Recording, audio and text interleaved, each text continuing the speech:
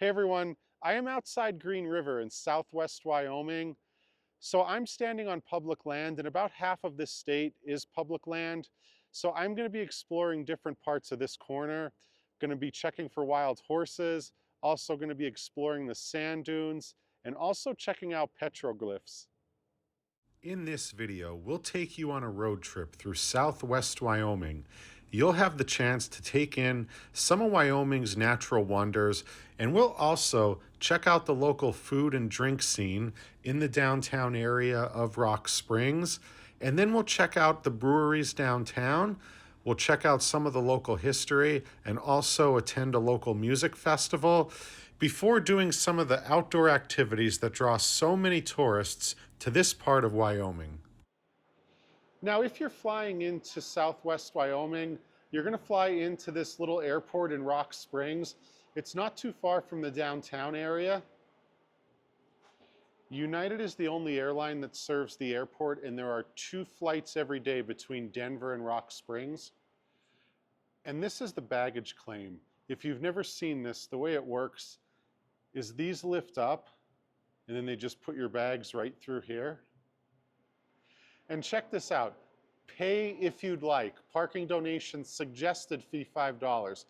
That's as opposed to $43 a day at LaGuardia if you don't pay in advance, and $31 a day if you pay at least 3 days in advance. If you're looking for a coffee shop to start your day, Coltrane Coffee Depot is located downtown, and it is in a former train station, so you could hear the trains a lot of the time going past right behind where I'm sitting. And check this out. My drink comes in a John Deere coffee mug. Now, Rock Springs is the main city in southwest Wyoming, and when I say city, I mean about 22,000 people. But if you're flying in, you will have to fly into Rock Springs. And a little fun fact, Butch Cassidy was a butcher here. Now down here is Interstate 80, which runs through this part of Wyoming, and it connects New York City, the George Washington Bridge, with San Francisco. So if you look at the landscapes here, it might come as no surprise that Wyoming is the most sparsely populated of the lower 48 states. And that town off in the distance is Green River, just like the Creedence song. Pilot Butte is the highest point on White Mountain at 7,932 feet. So if you take a look there, this is where I believe the Masons used to have meetings, and there has since been a ladder installed so people could get to the top a little bit easier. So we just pulled over and I'm on the Pilot Butte Wild Horse Scenic Tour. Check this out. Check out the views behind me. This kind of reminds me of the Badlands area of South Dakota, and I'm hoping to see some wild horses soon. Oh, there's your horses.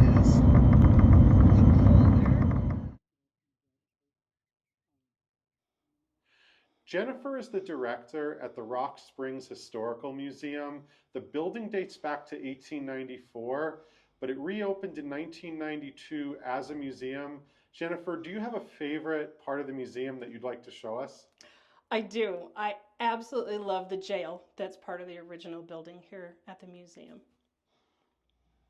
So the name Butch Cassidy is omnipresent in southwest Wyoming, and I want to check out one of the many cells here. So Jennifer, this is the only padded cell, I believe. This is original to the building from the early 1900s. All the padding is horsehair inside of the cases here. Had their own little toilet here. Cell big enough for one person. They use this cell, the padded cell, a lot for especially gentlemen that had PTSD post-World War. World War I, World War II, men could come in and basically check themselves in and have a safe place to be. A lot of times the officers here had gone through different world wars, and they had a chance to talk with these men. It was sort of an opportunity for therapy before we really knew about PTSD, about what kind of therapy people needed. So it was a safer place for people to be here in Rock Springs. And who's the most well-known prisoner to be here? The most well-known prisoner is probably Dick Cheney, believe it or not. He actually ended up here on an overnight for drunk driving and wrote about it in his memoirs. I had no idea. I know he's from Casper, but I never realized he spent the night in jail. Yep, he wrote about it in his book and said it was a life-changing moment and it really turned him around. While the jail is Jennifer's favorite part of the museum, I'm going to say this vault right behind me is the most interesting part for me. All the City Hall records were in here, but nowadays it's just a part of the museum with some really interesting items like, Jennifer, can you tell us one? Absolutely. We have a really nice collection of old typewriters, and we like to have those out on displays, adding machines, items that were used in the banks, in the local businesses, in the local city hall. And then we've got all the old ledgers. People have a really excellent habit of bringing us all the old journals, bank ledgers, things from City Hall, things from different businesses. And these are invaluable to us. We use them to find people, to figure out how much things cost, to find where businesses are. They're really a wonderful resource for the museum. And I like that old billboard, Rock Springs National Bank. Yes. Are they still active? They are. Rock Springs National Bank has been a fixture here from the 1800s, and it's still here. Thank you, Jennifer. Thank you. If you're visiting Rock Springs in June, you should check out Blues and Brews. So this takes place in Bunning Park downtown, and we have about 20 different breweries, and there's also some food here as well.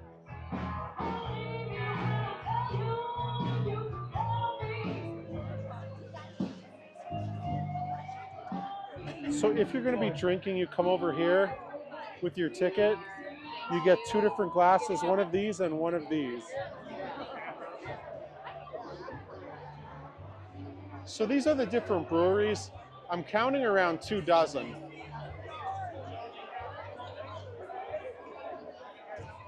Some are local, others are from neighboring states.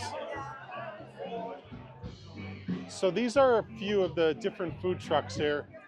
They have pizza, sausage, a lot of fried stuff, as you can imagine. But I think I'm gonna have to go with this one. Leave a comment. Would you do the frog's legs, or would you do something more conservative like the gumbo?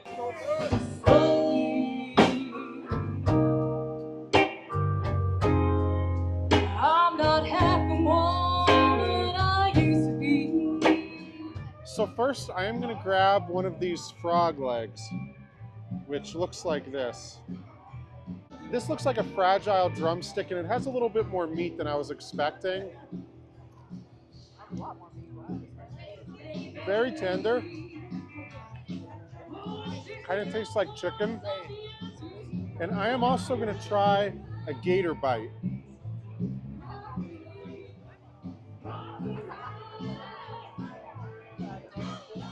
If you've never had gator, people compare it to chicken, but I say it's kind of like conch.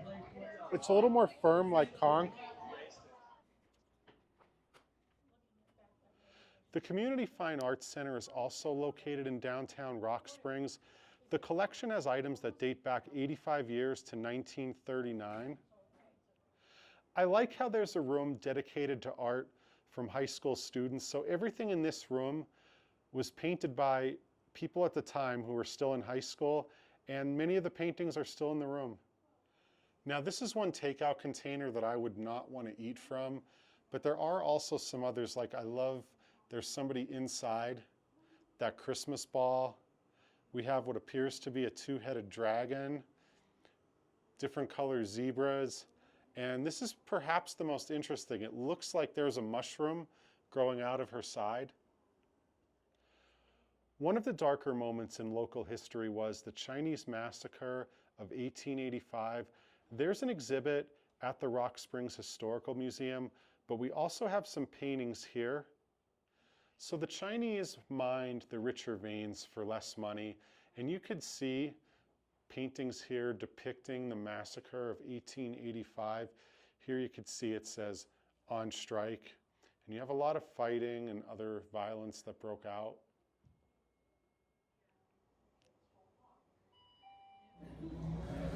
I'm having dinner at Boar's Tusk Steakhouse. So it's named after Boar's Tusk, which is right above my head. And this is a volcano in Wyoming, not far from here. And I'm trying the New York strip. So it's topped with asparagus and jumbo lump crab or Oscar style. And I'm also having some mushrooms with it. Boar's Tusk used to be a Union Pacific store. So here on the wall, you can see pictures of what used to be here. My youngest brother fell asleep at Van Halen concert once. I was like, dude, he fell asleep at Van Halen. I'm glad I ordered the sauce with it. It added a little richness to it. It's also a little bit salty, and add crab meat to anything and it makes it better, I think. And this place is also known for the salmon, so if you'd rather fish, that's one of the top items on the menu. I'm doing a bit of a road trip today of the Flaming Gorge All-American Road. So this is a 91-mile loop that goes around the Flaming Gorge. You can see some of the water behind me. You have a lot of mountains in the background. Kind of reminds me of the Badlands at some points, but there's a lot more greenery here. Now you could book a bus tour at the Sweetwater County Tourism Office, and it'll take you around the loop and even down into Utah. Now the bus tour I'm on starts in southwest Wyoming, but then it crosses over into Utah where I am right now. So behind me is the Flaming Gorge Dam. I've never seen an osprey before, but off in the distance is Osprey Island. So if you take a look here, you could see it's a small island, and the osprey, sometimes you could find them in the Flaming Gorge, and they feed primarily on fish. And maybe the best views on this whole trip are the Red Canyon Visitor Center, which is in Utah. Now that's the observation deck, and there's a little walkway right here that'll take you there. So here's a sign from the U.S. Bureau of Reclamation reminding you to not throw anything from the dam. And take a look here, we have some kayakers.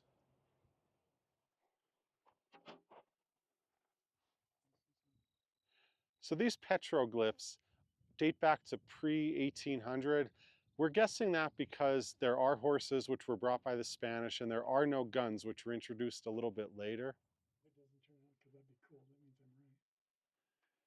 Now, if you're not claustrophobic and you're feeling a little more adventurous, you could hit into one of these caves. This one here looks like it goes pretty far in. Unfortunately, not all of the rock carvings on the petroglyphs came from the Native Americans. In recent years, other people have come to this wall in particular to leave their mark. Not encouraged at all, by the way. So here are a couple of horses. I'm not really sure what these M's are. They could represent the mountain range with a buffalo horn headdress, a small round shield, post horse. Looks like somebody stuck him through with a lance. And right next to him is got a guy in a horse. He's got like a herringbone pattern across his chest. Looks like he may have a headdress, and his lance looks like it curves all the way up into maybe one of those coup sticks. So this panel, these two images themselves could be post 1800. You know, the era of high warfare against the U.S. troops and tribes. Like most of Wyoming, southwest Wyoming is where people come to do outdoor activities, like the one that's being attempted behind me, which is surfing the dunes. So you have two options, the sand board or the sand sled. I'm thinking I'll try the sand sled first. So the sand's not as smooth as you think. I need a push getting down, and I actually have some momentum now. The sand's very hot too. All right, so I'm trying to go down now. This is even harder because you have to wax the bottom, and here I go. I'm gonna fall. No, I think I made it far enough. Thank you very much for watching. If you like this video, please subscribe. I got more trips coming up soon. I got Savannah, Georgia, Ellicott City, Maryland, Washington, D.C. I'm going to be going down to Orlando, Florida, my first real trip there, and also going to Portland, Oregon, a city that I've never spent a night in before. I hope you get to come to Rock Springs and explore more of Southwest Wyoming, and I look forward to sharing more videos with you soon.